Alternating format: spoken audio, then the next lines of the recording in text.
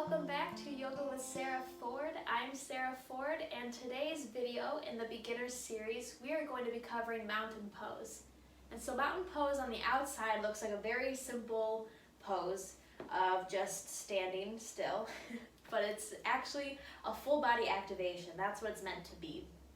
And so the way to get into this is we plant our feet about hip width distance apart. You might hear different variations, so maybe the big toes are touching like so, or just a little bit wider. It just depends, whatever your preference is, or if it's specified, if you're following a class, whatever you feel is right for you.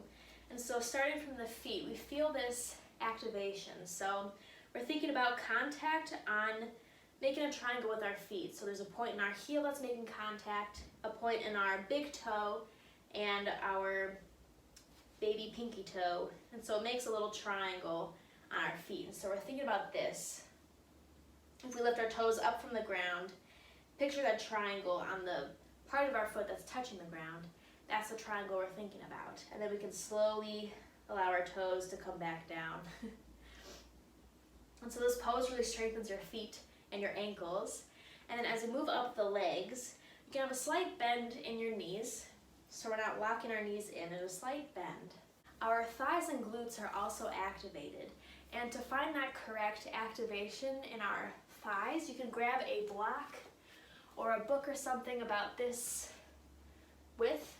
And so if you stick this between your thighs here and think about squeezing this block, that's the kind of activation you want to feel in your thighs as you're just standing here. So it's really activating. It's really working those muscles in your thighs. If you hold something in between your legs for a little bit, you'll feel that activation, and then you take that block away and then try to recreate that activation. You can notice it's a completely different feeling in the pose. So we have this full body activation. Our feet are activated, our legs are activated. We're thinking about our placement of our pelvis, so it's not just fully supported. So as our thighs are activated, this is going to help bring our pelvis into place so it's not sticking outward or too far in. Just fully aligned, straightened in, letting our pelvis just settle itself in. Think about our core. So our core is engaged, still allowing space for our ribcage to breathe. It's just an activation here in the belly. And then from here, think about our shoulders rolled back and away from our ears.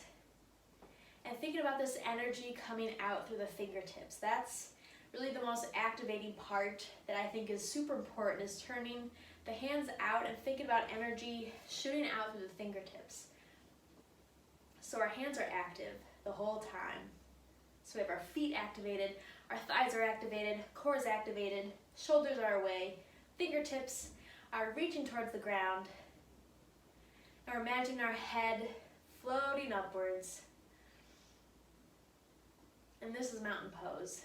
And a modification for mountain pose, if standing is not an option, is you can do it seated. So if you're in a chair, I'll just use this wall because I don't have a chair nearby. So if we're in this chair, again, just thinking about being grounded. So where your seat is connected to your chair, feeling that connection and allowing that to lift up your core, your rib cage.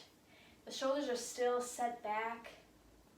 If you have the ability to extend your arms down, that's perfect. If not, you can place them at heart center if you'd like, or placing them on your legs.